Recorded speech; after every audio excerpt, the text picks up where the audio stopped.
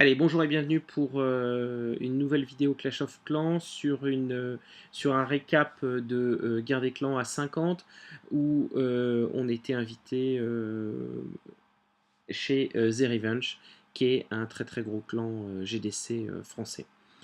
Première attaque que je vous montre, c'est une attaque de Kiels sur le 31. C'est une attaque 9.5 versus 9.5.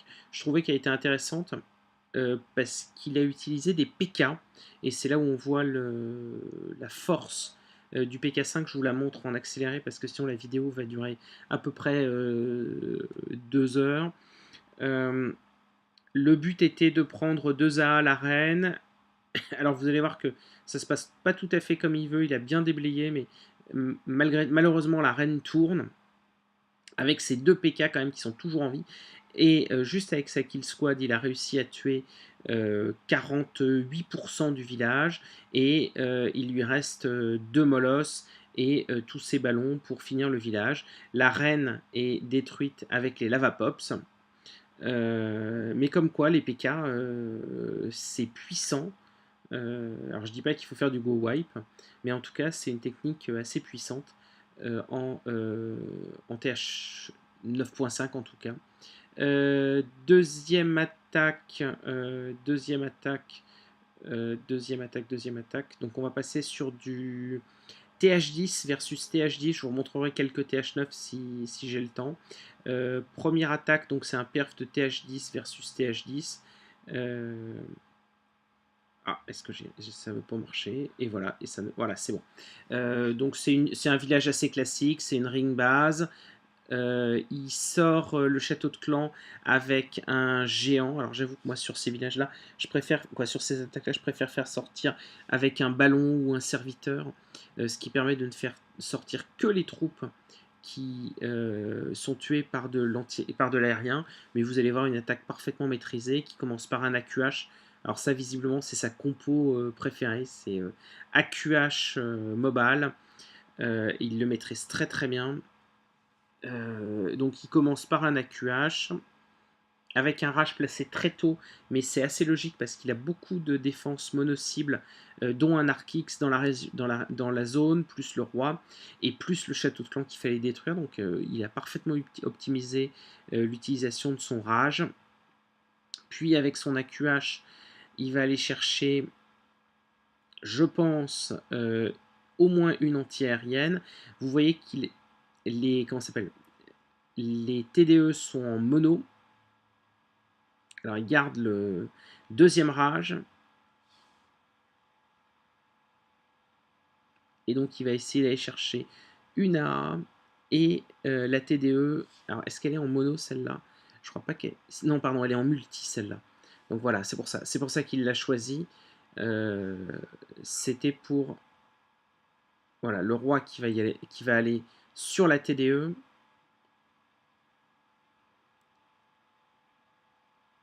Voilà, le pouvoir du roi. Il enclenche en même temps le mobile.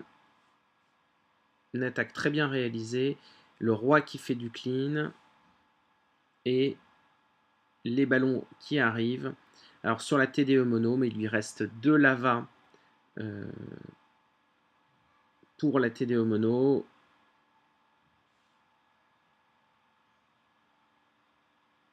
Et la reine qui probablement va même se faire le dernier anti-aérien.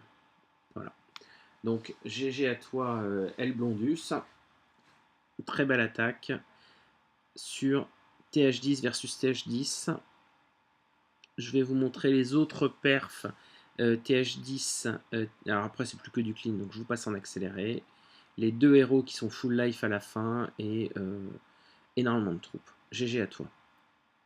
On monte ensuite sur le 25. Alors là, c'est des troupes qu'on n'a plus trop l'occasion de voir, je crois. Oui, c'est une attaque à la Valkyrie. Toujours donc en commençant par un AQH. Les poisons qui sont mis dès le début. Alors il y avait eu, je crois, une ou deux attaques, donc ils connaissaient la composition du château de clan. Alors là, les poisons sont en fait très bien posés parce que il couvre la reine, le roi et les troupes du château de Clan. Voilà, la reine, rip la reine. Ses troupes, la reine qui va rentrer. Et en fait, il a tout à fait raison d'utiliser. Les Valkyries, c'est pas très utilisé. Mais effectivement, là, on voit que elles sont probablement parfaitement adaptées à un village comme ça, où il n'y a aucun espace entre les bâtiments. Et où donc on va vraiment pouvoir profiter à 100% de l'intérêt de la Valkyrie, c'est-à-dire qu'elle tue deux bâtiments en même temps, le sort de gel. Voilà. Les Valkyries au milieu d'un village comme ça, si on arrive à les faire rentrer, ça fait un carnage. Voilà. Les Valkyries enragées, c'est comme s'il n'y avait pas de mur. Et vous voyez, pouf, il traverse le village comme ça avec le rage. Le rage est très très bien posé puisqu'il lui a permis de finir le clean du centre et de percer les murs à la fin. Et ça passe tout seul avec un petit mignon pour cleaner en bas.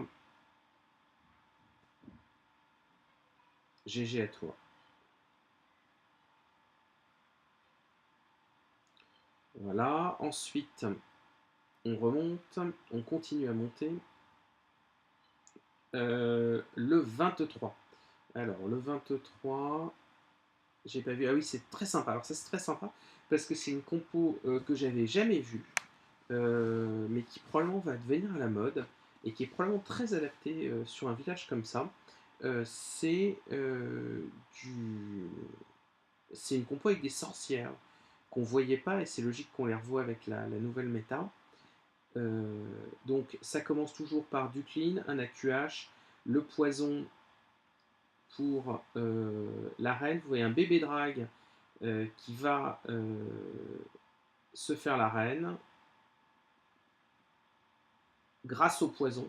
C'est-à-dire qu'il n'y aurait pas eu le poison, ça ne serait pas passé, mais avec le poison, le bébé drague a pu s'occuper de la reine. J'avais pas vu ça, et c'est en fait très bien joué. J'avais pas compris pourquoi il mettait un bébé drague à cet endroit-là. Ma connexion qui recommence à laguer. Vraiment, ça vaut le coup d'être en région parisienne avec, avec le câble, avec la fibre optique. Vive la fibre optique.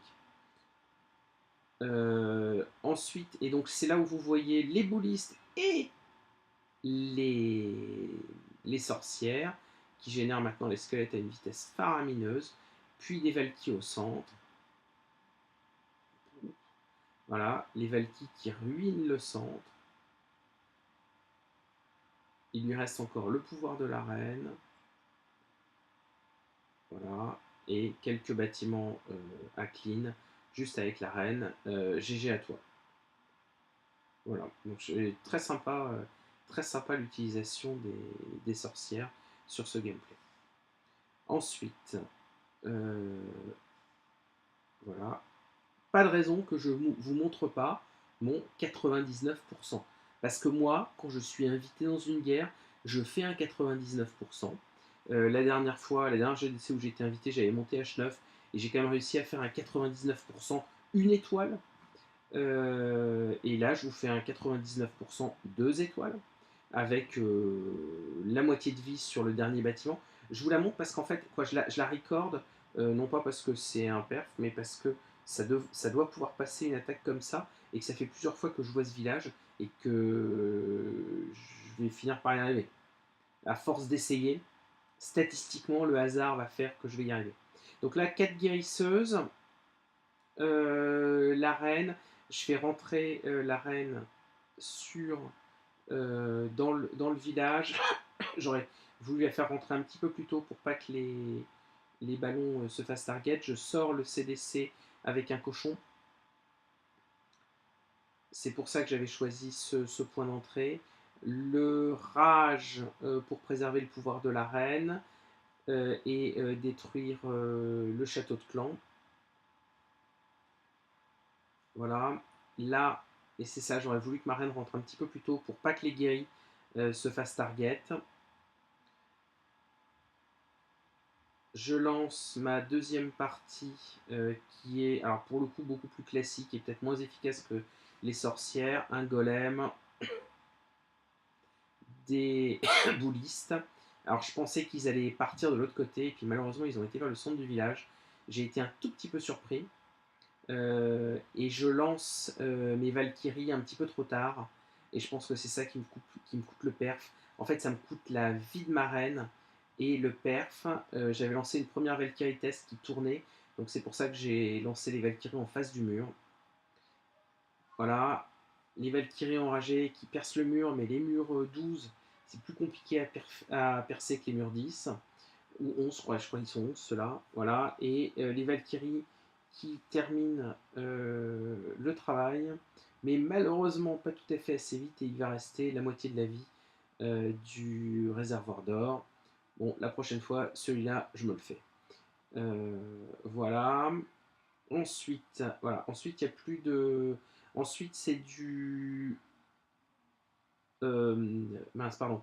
Euh, 11 sans aigle versus 11. Attaque de Romain. Alors, je vous la montre. Je ne l'ai pas vue avant, mais généralement, c'est des attaques très sympas. Alors, CDC géant. Le Warden. Alors, moi, je suis TH10, donc j'avoue que les attaques TH11, je maîtrise pas trop, mais j'admire. Euh,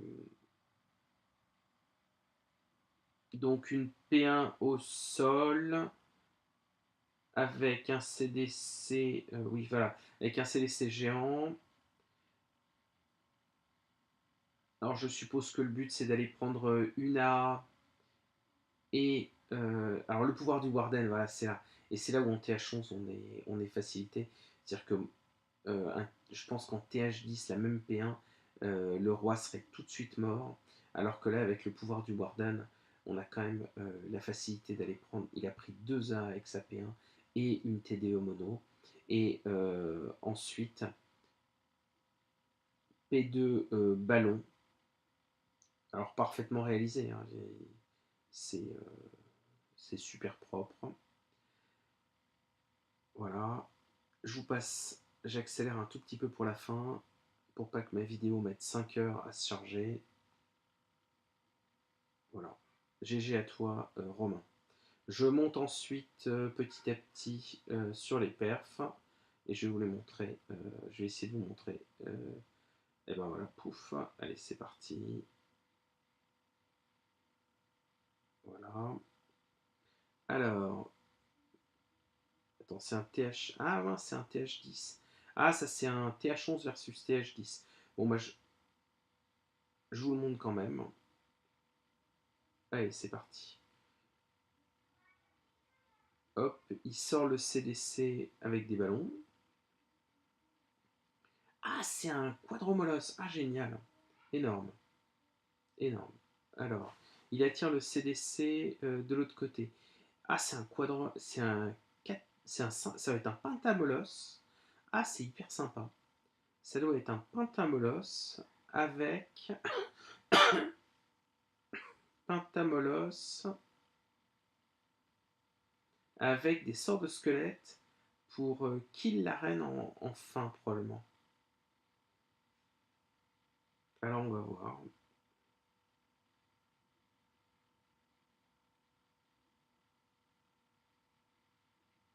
Oui. Donc il tue le CDC avec la reine et le roi. Quoi, le roi qui sert de. Voilà. Et là, c'est parti. Un 2 3 4 molosses. Là, il y a 4 molosses qui sont partis. Il lui reste un molosse. Voilà. Le grand gardien qui est derrière une ligne de ballon.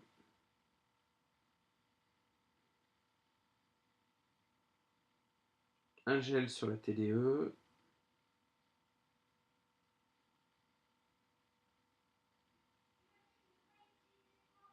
Un molosse qui vient par derrière.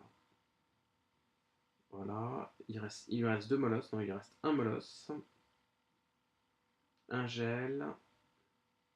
Le Warden et la capa du Warden qui est toujours pas activée. Il gèle la TDE. Ah, j'ai pas vu le... Vous voyez, les squelettes ont été utilisés. Squelette Rage a été utilisé pour kill la reine.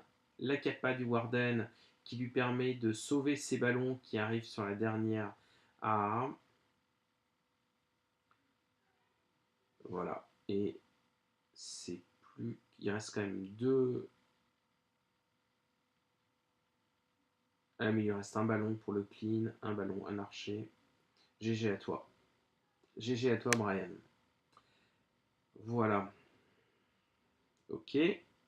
On continue à monter. On continue à monter sur le 16. Attaque de Xénon. Allez, c'est parti. Alors, une ring base. Il commence par un AQH. Je vais la passer un peu en accéléré pour essayer d'en voir plus. Et il y va au sol. Ah bah c'est sympa ça.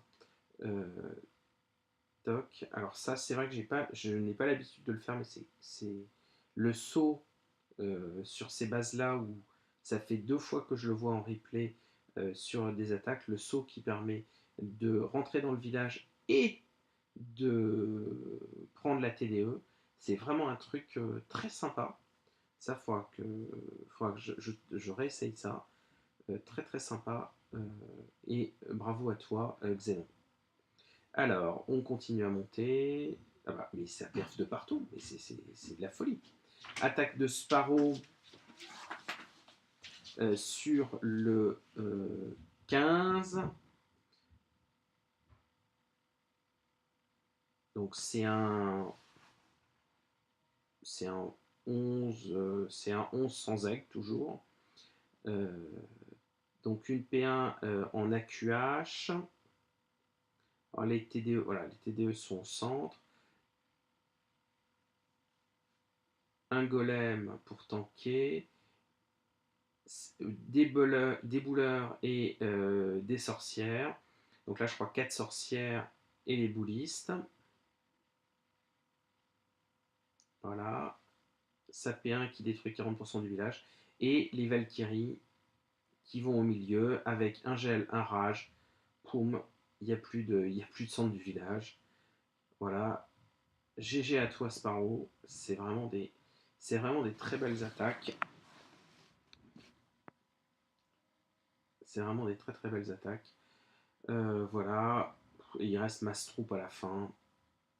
GG. Ensuite, on continue à monter. Ah bah, il y en a partout, mais ma vidéo va durer 25 ans. Alors, attaque de frapper plein. Allez, sur le 14, c'est parti. Je vous la mets en x4 parce que... Ah, là, il y a un aigle. Ça y est. Ça y est, on commence à rentrer dans les TH11 avec aigle. Alors, je suis désolé pour le commentary sur les TH11, mais je comprends un peu ce qui se passe, mais pas complètement. Donc une P1 en AQH avec le gardien et, et c'est tout. Il fait rentrer des boulistes pour aller se débarrasser de l'aigle.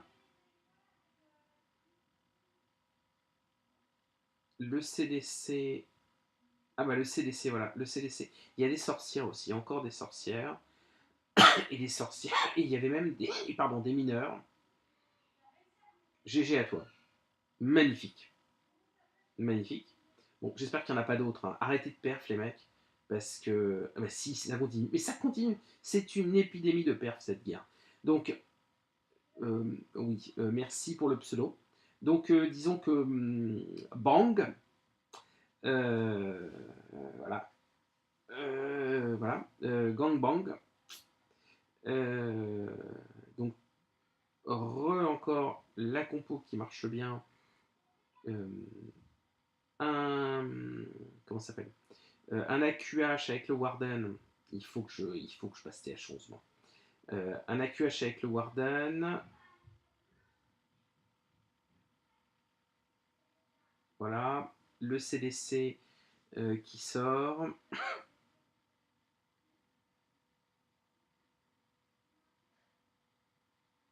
Alors là, juste, je crois, juste des boulistes. Et encore, les Valkyries enragés pour le centre. Et boum! Voilà. Les Valkyries enragés pour le centre, c'est quand même le bonheur. GG à toi. Alors là, on était sur le 12, donc on remonte. Et heureusement, et ben, ah si, oh mince, il y en a encore un autre. Alors, ah bah voilà, une attaque de céréales. Alors c'est parti. Alors il y aura probablement d'autres perfs TH11. Mais là, on est 3 heures avant la fin de la guerre, donc tous les perfs TH11 ne sont pas faits. Si j'ai le temps ce soir, j'essaierai de faire un complément à cette vidéo pour TH11 que je n'ai pas record. Voilà, je vais vous la passer en accéléré. Euh, Toujours un AQH avec un clean au bébé drag. Il détruit l'aigle. Le golem bouliste sorcière, ça a l'air de très très bien marcher avec la nouvelle méta, les sorcières. L'avantage c'est qu'elle s'occupe aussi du comment s'appelle, du CDC. Les Valkyries au milieu et ça passe tout chousse. Voilà. GG à toi, Céréales. Et puis GG globalement à tout le monde. Il y avait quand même, à part moi, du gros niveau sur cette guerre. GG à tous. Si je n'ai pas montré vos attaques, c'est pas qu'elles étaient pas belles, c'est que euh, j'ai juste été au plus vite pour garder un petit souvenir de cette GDC. Merci de m'avoir invité, merci à tous et bonne continuation. Et puis peut-être une deuxième vidéo sur les perfs TH11 de ce soir. Bonne journée.